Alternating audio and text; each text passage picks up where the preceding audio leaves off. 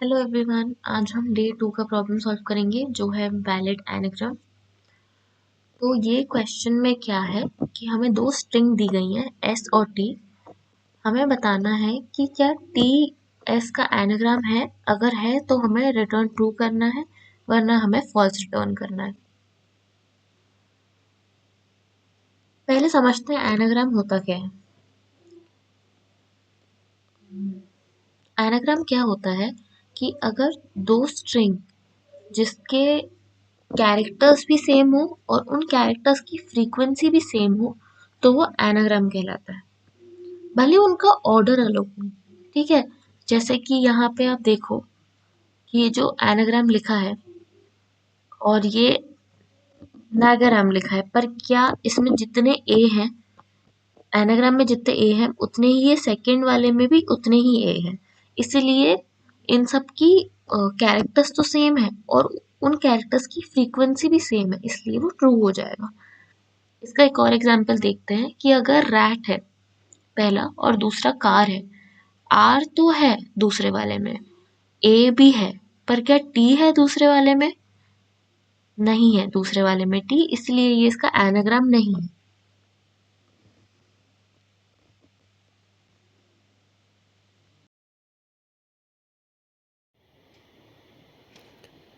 तो एक एग्जाम्पल से समझते हैं आप।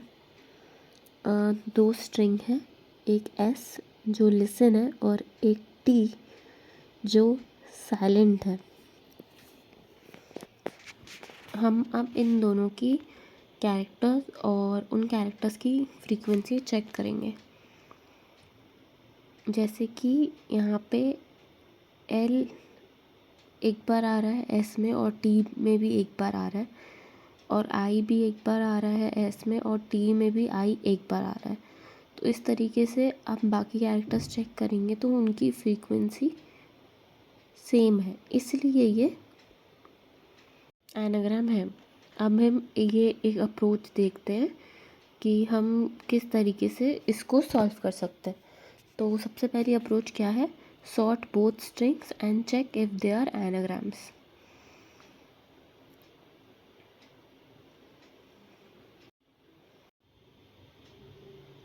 अब मान लेते हैं दो स्ट्रिंग्स हैं, एस जो लिसन है और एक टी स्ट्रिंग है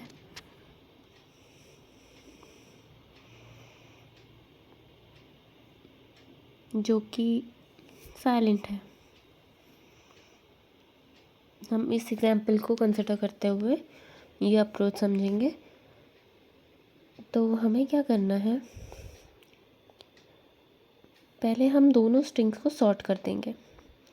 ठीक है, सॉर्ट हम कैसे करेंगे? अल्फ़ाबेटिकल ऑर्डर में हम सॉर्ट कर रहे हैं, दोनों स्ट्रिंग को हमने सॉर्ट कर दिया। फिर हम चेक कर लेंगे कि यार ये दोनों स्ट्रिंग इक्वल है।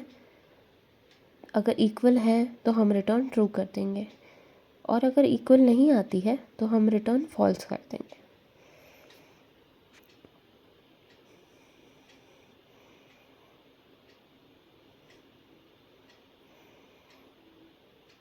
इसका एक बार कोड देख लेते हैं। अब इस कोड में क्या हो रहा है वो समझते हैं। तो पहले तो हम चेक करेंगे कि क्या जो दोनों स्ट्रिंग हैं उनकी लेंथ इक्वल है या नहीं है। अगर लेंथ ही इक्वल नहीं है तो हम फॉल्स रिटर्न कर देंगे, मतलब कि दोनों स्ट्रिंग की फ्रीक्वेंसी अलग हो जाएगी, तो कोई सेंस नहीं है कि हम आगे बढ़ें। फिर हम दोनों स्ट्रिंग्स को सॉर्ट कर देंगे जैसे कि हमने देखा, और हम चेक कर लेंगे कि अगर दोनों स्ट्रिंग इक्वल है तो हमारा ट्रू रिटर्न हो जाएगा, वरना फॉल्स। तो ये एनाग्राम का कोड इस तरीके से काम करेगा। अब आप एक बार ट्राई करो कि इसकी टाइम कॉम्प्लेक्सिटी क्या होगी। वैसे तो क्योंकि हम सॉर्टिंग यूज़ कर रहे हैं तो इसकी टाइम कॉम्प्लेक्सिटी लॉग एन हो जाएगी, इसलिए पहली अप्रोच की time complexity n log n हो जाएगी बिकॉज ऑफ सॉर्टिंग। इसलिए हम अब अप्रोच 2 देखेंगे जिसमें हम हैशिंग का यूज़ करेंगे। अब चलते हैं एक ऑप्टिमाइज सोल्यूशन की तरफ जिसमें हम हैशिंग यानी फ्रीक्वेंसी काउंट का यूज़ करेंगे। इसमें हम एक फिक्स साइज एरे का यूज़ करेंगे जिसमें हर कैरेक्टर का काउंट मेंटेन होगा। इसमें सिर्फ हम लोअर केस इंग्लिश लेटर्स रहेंगे जो हम एक फिक्स्ड एरे में स्टोर करते जाएंगे। जैसे कि इंडेक्स 0 पे ए रहेगा, इंडेक्स 1 पे बी रहेगा, और ऐसे ही चलते चलते इंडेक्स 25 पे जेड रहेगा। ठीक है, ये हमारा जो वेक्टर है वो एक डायनामिक फिक्स एरे है जिसको हमने अब यहाँ पे दो स्ट्रिंग्स हम कंसिडर करते हैं, एस और टी।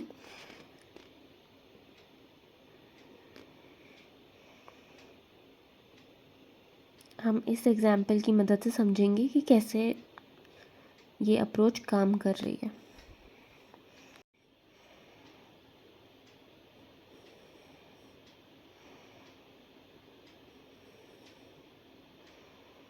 यहाँ पे हम देख सकते हैं कि ए 2 बार आ रहा है और टी वाली स्ट्रिंग में भी ए 2 बार आ रहा है, और सी एस में 2 बार आ रहा है, और टी में भी सी 2 बार आ रहा है, तो इसलिए दोनों ट्रू है। बट हम एक बार समझते हैं कि किस तरीके से चेक होगा। लूप में ट्रैवर्स करेंगे। जब एस को हम आइटरेट करेंगे तो हम जो काउंट रहेगा, जो वेक्टर है, हम उसका काउंट इंक्रीज़ करते जाएंगे, और जब भी हम टी में आइटरेट करेंगे तो हम उसका काउंट डिक्रीज़ करते जाएंगे। इसको एक एग्जांपल से समझते हैं कि जैसे ही हमने पहले एस के 0th इंडेक्स पे देखा तो हमने पहले उसका काउंट बढ़ा दिया, काउंट को इंक्रीज़ कर दिया। फिर हम टी में आएंगे और टी में हम काउंट को माइनस कर देंगे।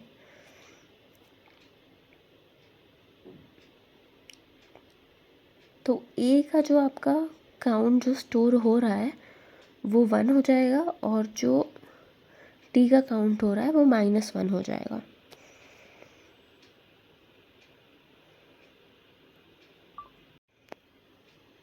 तो यहाँ पे आप देख सकते हो कि पहले हमने एस के लिए चेक किया 0th इंडेक्स पे, तो काउंट हमने प्लस प्लस किया, एस में हम प्लस कर रहे हैं और उसमें 1 हो गया। फिर हम सी पे आ रहे हैं, उसके 0th इंडेक्स पे हम काउंट माइनस माइनस कर रहे हैं, तो क्योंकि अभी वैल्यू कम 0 है तो -1 हो जाएगी। फिर हम एस के फर्स्ट इंडेक्स के लिए चेक करेंगे, तो उसमें वैल्यू 2 हो जाएगी ए के लिए, क्योंकि ऑलरेडी 1 थी। फिर हम टी में आएंगे, फिर टी में ए की वैल्यू हमको माइनस करनी है, तो अभी 2 है तो अब 1 हो जाएगी वैल्यू, 2 - 1। फिर हम एस के सेकंड इंडेक्स की वैल्यू मतलब कि सी के लिए चेक करेंगे, तो उसके लिए हम काउंट प्लस प्लस करेंगे, तो अब वैल्यू 0 हो जाएगी क्योंकि पहले -1 थी। अब फिर हम टी के लिए चेक करेंगे। इसी तरीके से हम सबके लिए चेक करेंगे और एंड में हमारा रिज़ल्ट 0 आना चाहिए। अगर रिज़ल्ट 0 के अलावा या कुछ भी आता है तो मतलब वो एनाग्राम्स नहीं है, और अगर 0 आता है मतलब दोनों एनाग्राम है, तो हम ट्रू रिटर्न कर सकते हैं। इसका एक बार कोड देख लेते हैं कि ये किस तरीके से रहेगा। पहले हम लेंथ के लिए चेक करेंगे कि क्या दोनों स्ट्रिंग की लेंथ इक्वल है या नहीं।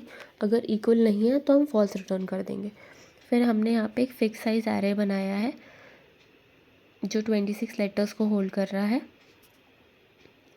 फिर हम आइटरेट करते हैं एक लूप से, और एस वाली स्ट्रिंग में आइटरेट करते हुए हम उसका काउंट बढ़ाते जाते हैं उन लेटर्स का, और फिर उसके बाद हम वही लेटर्स का काउंट टी से आइटरेट करते हुए माइनस करते जाते हैं।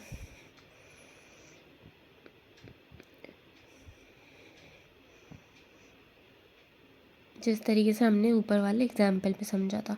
फिर उसके बाद हम चेक करेंगे कि जो काउंट जिसमें हम आइटरेट करते जा रहे हैं